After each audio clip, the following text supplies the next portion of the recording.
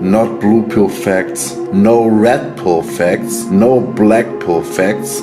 It's really Hiroshima, Nagasaki black pill facts. And I have a message for you. It's over. Every day is pain. Every day is torture. Every day I get mocked.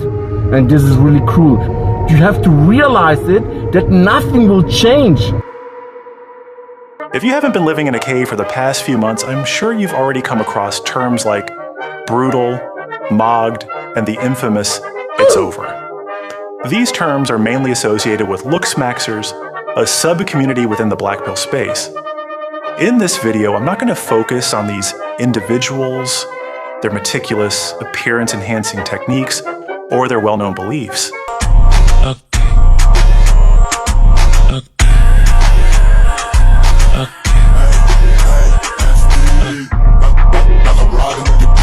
Today I want to focus on those who exist in the shadow of these moggers, the ones who feel completely lost and discouraged because they believe they don't have enough potential to reach the ultimate Chad level. Why are you crying? The ones who feel like giving up on everything just because they don't fit into these highly praised and glorified standards.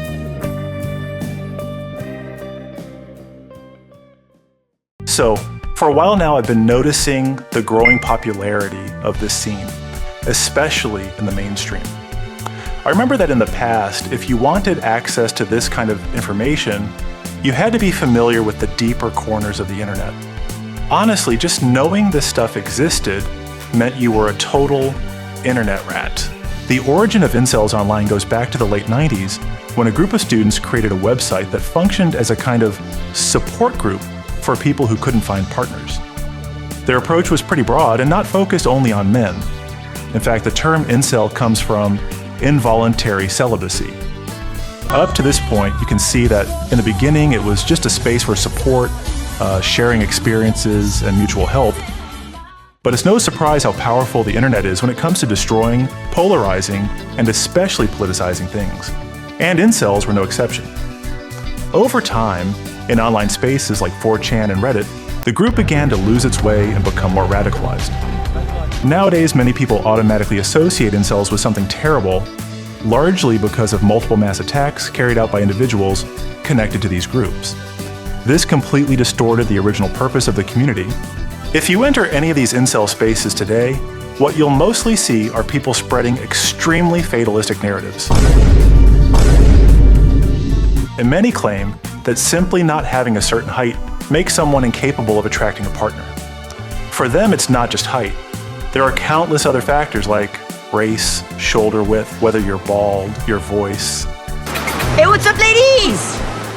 Oh, you're from around these parts, eh? Yeah, I'm from Saskatchewan. Honestly, the list goes on. It's bizarre how many criteria they set for a man to be able to attract a partner. But what all of this makes me wonder is, what kind of woman are they trying to attract? If you have a small dick, you are a genetic failure and it's over for you. Ali, I can say he do the right thing. When you know it's over, then it's over.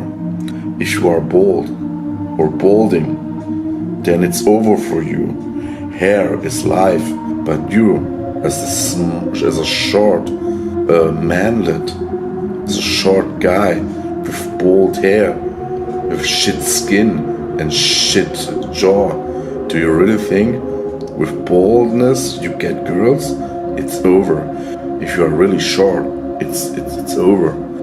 It's over. If you are short, under 6 foot, it's over. If you are fat like me, double chin, or beer belly, you see a beer belly, then it's over. It's over for you. They don't want curries, Asian, Muslim, or black people. You can't say it. You have to compare. They only want good looking, for example, good looking blacks, the Tyrones, good looking. But when you look at the whole population of black people, there are only maybe 5% are good looking.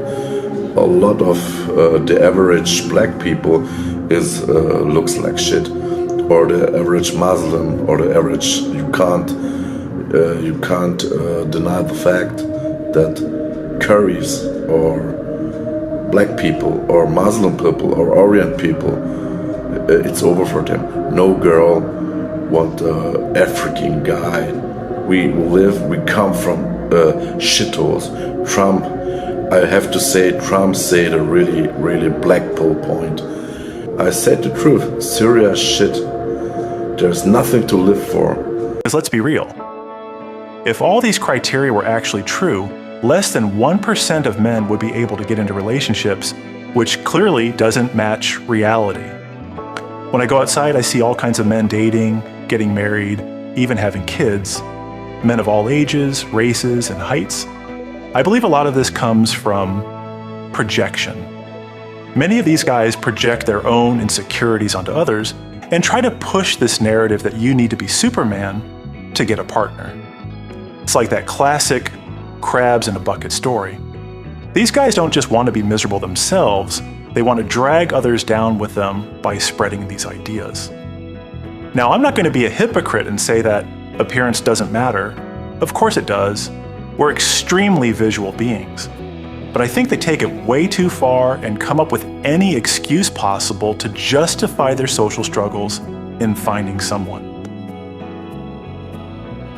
Many of these individuals, in my opinion, have gone through traumatic experiences in the past, like bullying or romantic rejection. I've personally gone through situations where people made hurtful comments about my appearance, which led me into a cycle of isolation and distrust. I ended up developing severe social anxiety, and my mind started labeling everyone as a jerk, even without interacting with them. I was stuck in defense mode. It took me a long time to even understand what was happening to me, and even longer to start recovering, which I'm still working on, but I know I'm on the right path. I believe many of these people are deeply broken and don't even realize it. Their minds are operating in defense mode, which creates a rigid mindset and prevents them from experiencing many good things in life. This idea that appearance is everything, that it's all that matters, leads people who don't fit beauty standards to believe they're doomed to a miserable life, that they'll never find happiness or enjoyment in anything else. And that's the main kind of narrative I see in these spaces. Honestly, I just find it sad when someone reduces themselves to that. People wanting to give up on everything just because they don't meet these standards or expectations. And what I find saddest of all is the prison they create for themselves. They limit themselves, which generates deep self-hatred, something that often gets projected onto others through hateful or even violent comments. But anyway, that's just my opinion. Let me know what you think.